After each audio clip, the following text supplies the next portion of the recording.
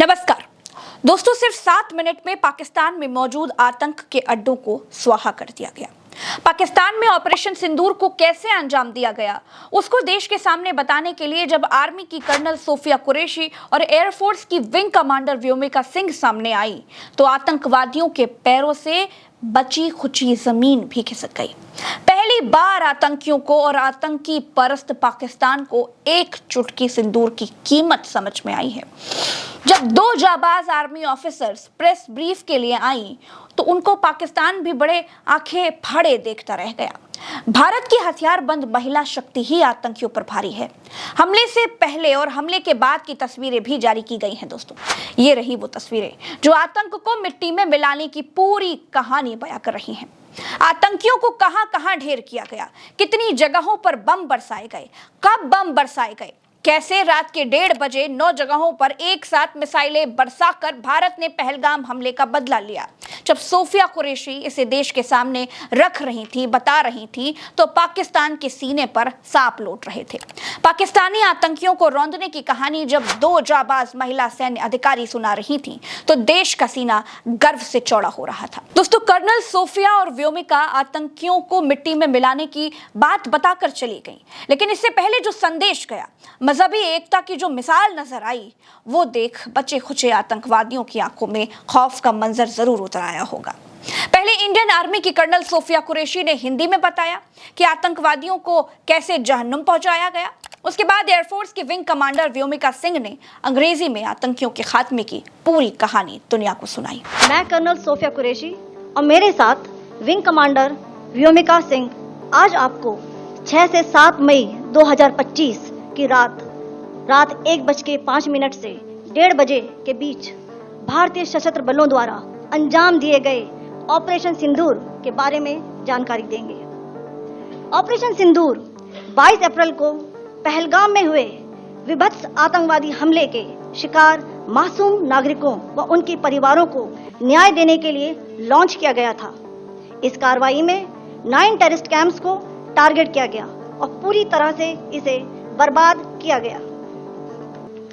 पाकिस्तान में पिछले 3 दशकों से टेरर इंफ्रास्ट्रक्चर का निर्माण हो रहा है।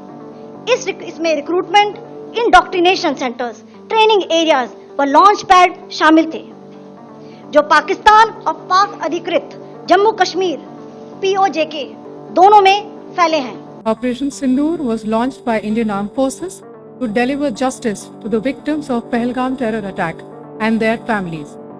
9 terrorist camps were targeted and successfully destroyed. Over the last 3 decades, Pakistan has systematically built terror infrastructure. Bharat की 27 बेटियों की मांग से सिंदूर उजाड़ने वाले आतंकियों को देश की 2 बहादुर बेटियों ने नाको चने चबवाने का मंजर बयां किया। आतंकियों में जब बम बरस रहे थे, तो हालात ये थे कि अजहर मसूद को पूरे पाकिस्तान में छिपने की कोई जगह नहीं मिल रही थी। अजहर मसूद ऑपरेशन सिंदूर के बाद बोला कि काश मैं भी मर जाता।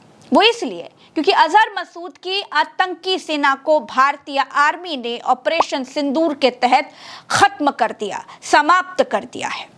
मांग का सिंदूर उजाड़ने वाले आतंकियों की दुनिया से उजाड़ने की कहानी इन 2 बेटियों ने सुनाई, तो भारत में करोड़ों माओं की आंखों में खुशी से नमी आ गई।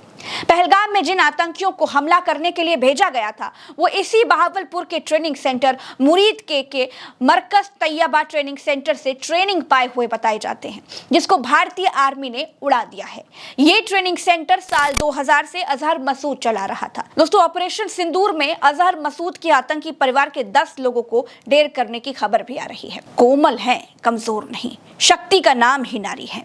बाइसरन वैली में जब बेटियां निहत्थी थीं, जब वो परिवारों के साथ पिकनिक पर गई हुई थी, तब निहत्थे लोगों पर गोलियां चलाने वाले कायर आतंकियों को जहन्नुम की यात्रा पर भेज दिया गया है। दोस्तों, सिर्फ POK नहीं, इस बार भारत ने लाहौर तक चढ़ाई की है। आतंकियों को लगा था कि POK में लॉन्चिंग पैड खाली करने से तो काम चल जाएगा, POK से भाग जाएंगे तो भारत की नजरों से बच जाएंगे। लेकिन इस बार भारत ने बता दिया है कि पाकिस्तान के भीतर आतंकियों को भारत से कोई फौज नहीं बचा सकती। कोई आतंकी परस्त मुल्क भारत से आतंकियों को बचा नहीं सकता। दोस्तों, देश के इतिहास में पहली बार प्रेस कॉन्फ्रेंस में आर्मी की कर्नल सोफिया कुरैशी और एयरफोर्स की विंग कमांडर व्योमिका सिंह ने ऑपरेशन के बारे में जानकारी दी है। यह भी कायर आतंकियों को भारत का जवाब है। एक चुटकी सिंदूर की कीमत आतंकियों को समझा दी गई है। पाकिस्तान में आतंकी ठिकानों पर एयर स्ट्राइक के करीब 9 घंटे बाद सरकार, सेना और एयरफोर्स के अफसरों ने घटना की जानकारी दी।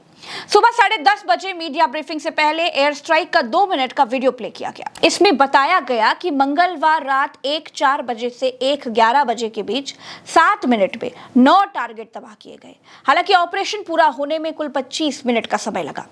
कर्नल सोफिया कुरैशी ने कहा, मंगलवार बुधवार की रात 1:05 से 1:30 बजे के बीच ऑपरेशन हुआ। पहलगाम में निर्दयता से जिन निर्दोष पर्यटकों को मारा गया, उसके लिए यह ऑपरेशन किया गया। पाकिस्तान में 3 दशकों से आतंकवादियों का निर्माण हो रहा है। हमले के बाद भी यह सामने आया है। हमने पाकिस्तान और पीओके में 9 टारगेट चुने थे और स्ट्राइक में उन्हें तबाह कर दिया गया। इन जगहों पर लॉन्च पैड, ट्रेनिंग सेंटर्स को टारगेट किया गया। हमने विश्वसनीय सूचनाओं और इंटेलिजेंस के आधार पर इन लक्ष्यों को चुना। ऑपरेशन के दौरान हमने निश्चित किया कि बेगुनाह लोगों को और सिविलियन इंफ्रास्ट्रक्चर को नुकसान न पहुंचे। पीओके में सबसे पहले टारगेट सवाई नाला मुजफ्फराबाद में था। यह लश्कर का ट्रेनिंग सेंटर था। सोनमर्ग, गुलमर्ग और पहलगाम हमले के आतंकियों ने यही ट्रेनिंग ली। मुजफ्फराबाद के ही सैयदना बिलाल कैंप में आतंकियों को हथियार, विस्फोटक और जंगल सर्वाइवल की ट्रेनिंग दी जाती है। गुरपुर के कोटली में लश्कर का कैंप था। यहाँ पुंछ में 2023 में श्रद्धालुओं पर हुए हमले के आतंकी ट्रेंड हुए थे। पाकिस्तान में हमारा पहला टारगेट सियालकोट का सर्जिकल कैंप था। मार्च 2025 में पुलिस जवानों की हत्या करने वाले आतंकवादियों को यहीं पर ट्रेन किया गया था। सियालकोट के महमूमा जाया कैंप में हिजबुल का बहुत बड़ा कैंप था। यह कठुआ में आतंकवाद का नियंत्रण केंद्र था। पठानकोट हमला यहीं प्लान किया गया। मरकज तैयबा मुरीद के में टेररिस्ट कैंप है। अजमल कसाब और डेविड कोलमैन हेडली यहीं ट्रेन हुए थे। मरकज सुभान अल्लाह भावलपुर जैश का हेडक्वार्टर था। यहाँ आतंकवादियों का रिक्रूटमेंट होता था, उन्हें ट्रेनिंग दी जाती थी। जैश के बड़े अफसर यहाँ आते थे। किसी तरह की नागरिक क्षति की रिपोर्ट नहीं है। हमने रिहायशी इलाकों को निशाना नहीं बनाया है, ऐसा सोफिया कुरैशी और व्योमिका सिंह बता करके गई हैं। फिलहाल के लिए इतना ही। चैनल को सब्सक्राइब कीजिएगा, वीडियो को शेयर कीजिएगा, ताकि बिना किसी मुश्किल के सारे वीडियोस बड़े निष्पक्ष तरीके से हमारे आप तक पहुँचते रहें। नमस्कार, जय हिंद।